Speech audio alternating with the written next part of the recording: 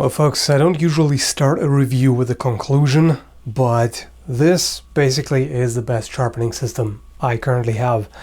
It's the TSPROF sharpening system made in Russia.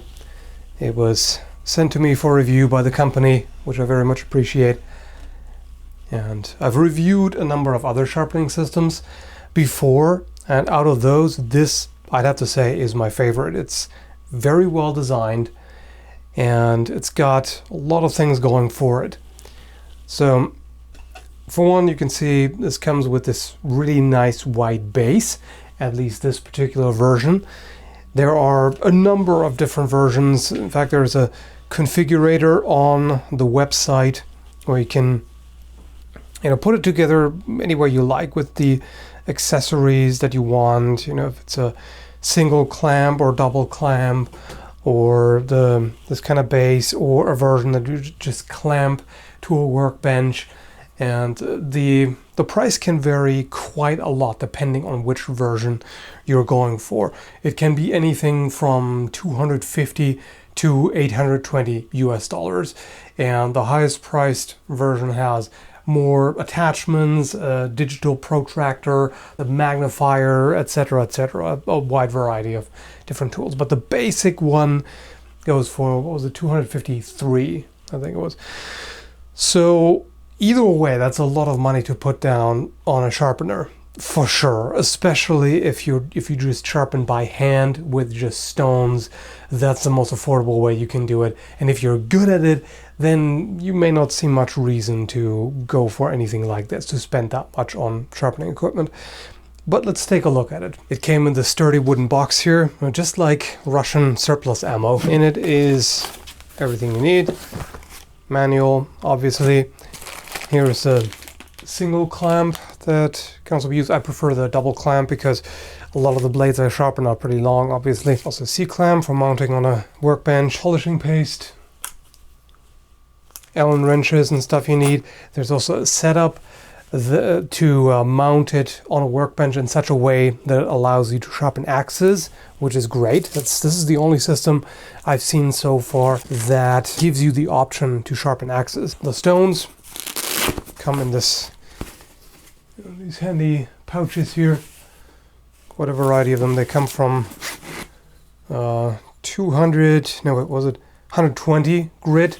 Unfortunately, this one cracked during shipping. It goes up all the way to 1000, and of course you can always buy other stones as well. Here you've got the stone holder right here, spring loaded, and can be adjusted to fit a variety of different ones. Here's a stone for the Edge Pro. Let's see if that actually fits. And yeah, it does. In fact, I barely even have to adjust it. I would just have to tighten it a little bit more, but it even fits because it's got the same shape here. So these fit perfectly. That's nice. It's got a built-in angle gauge, which I have calibrated, but I'm not really planning to use because I prefer to just use the digital angle gauge directly. It's just more precise. What I really like about this system is how sturdy it is. For one, it's got this very wide base, so it's not shifting around. And also, even when I clamp this pretty large, heavy blade, it can deal with that. So this is for the quickly swapping side. And you can see this is not toppling over to one side. The problem with the other sharpening systems that I tried so far was that I had to support one side, because if you have a lot more mass on one side in case of a sword or machete or something like that, it's relatively heavy, then it would tend to topple over on that side. In this case, you can adjust the resistance right here, and I can set it so that it can hold a relatively heavy weight stable, and I can still easily flip it over. So that's really quite nice. Okay, so the reaver cleaver has a bit of edge damage from chewing up that on cheapo katana. Actually, I can tighten this a little more. So it seems actually that these stones are exactly the same length as the Edge Pro. So that makes them nice and compatible. Okay. And so let's go ahead. I'm not going to show you the entire process of sharpening because I've done that before in the other videos, and it's just more of the same. Hopefully this crack here won't affect the performance too much. Shouldn't be a big deal, but we'll see. If it doesn't work, then I can just use one of the other core stones. I have to move this up quite a bit. Alright, so now I've got an edge angle of close to 30 degrees, which is what I think this probably is. So I'm just going to mark the edge here. Give it a few passes and see how it goes.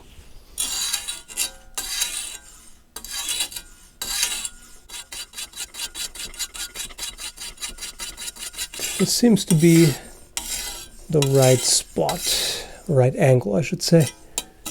Maybe a little less than that, but otherwise seems good. I gotta remind myself every now and then to not speed up too much, because it's actually better to do slow strokes.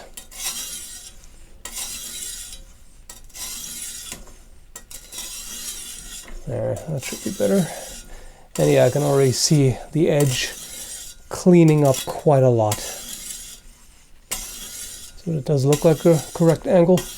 And I also don't have to go the entire length of the edge because the damage is just in the upper part. And in fact, it looks like I already removed the damage. So I can now flip it around. Be a little further forward. There we go. Flip it around, and now I can work the other side. And yeah, it seems like the crack in the stone isn't too detrimental. At least I'm not really noticing anything. I don't know if you can see that in the video, but the coarse stone really takes care of the edge very quickly. So the damage that I saw earlier is already almost entirely gone.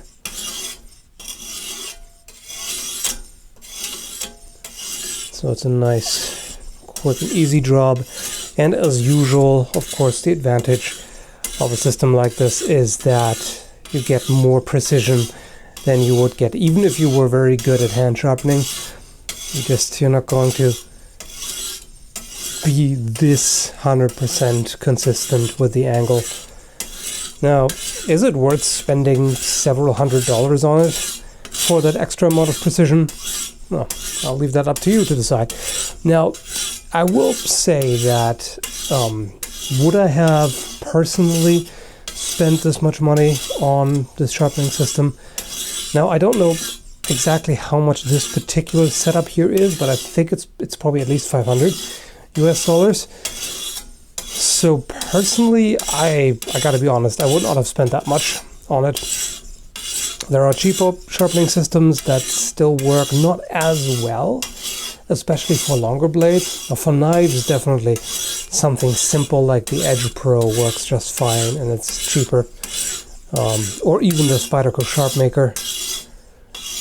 Stuff like this, I really appreciate it. I appreciate how precise it is and convenient. There's a lot I like about the system.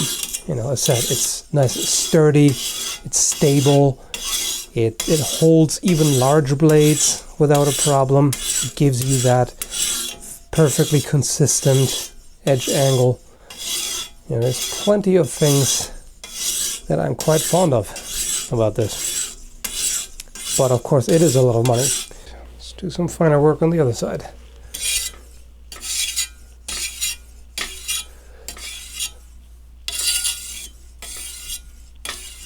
So yeah, personally, I quite like it. I like how well made the individual components are. It's definitely one of the best designed sharpening systems. Well, it's the best design that I've personally tried so far. And it's got quality materials that feel sturdy and should last for quite a long time. So yeah, it's quite nice to have a good tool for sharpening. Personally, I just want to get the job done, basically. I've got lots of blades and not a lot of time, so I've got too many other things going on. I don't have the time to actually sit down for hours and hours to become really good at hand sharpening. So this, to me, it saves me a lot of time. I can just throw it in there, give it a couple of passes. It's really not a big deal at all. So if you are willing to invest that much money into a sharpening system, and you know, if you get enough use out of it that it's worth it, then yeah, absolutely, check it out. Link will be in the video description down below as usual. There aren't really any significant complaints I have about this with some of the others. I had a few nitpicks. Well, honestly, I can only think of one nitpick right here, and that is, I'm going to flip this around for a moment here to show you, when adjusting the clamps to put something in, these screws here, they're different size, so you need a different size Allen wrench for the small ones and for the large ones, which, you know, doesn't necessarily matter that much with thinner blades, because then you can probably just simply adjust the rear ones. But for the large, I had to loosen up the front ones too, so I had to switch Allen wrenches. Yeah, I know, big deal, right? That's a total deal breaker, major complaint. How could they? But that's pretty much it. I don't really have much else in the way of complaints. Well, aside from the price, obviously. It is expensive, depending on the configuration. I don't know about the kinds of costs that go into designing and producing a system like this. No idea.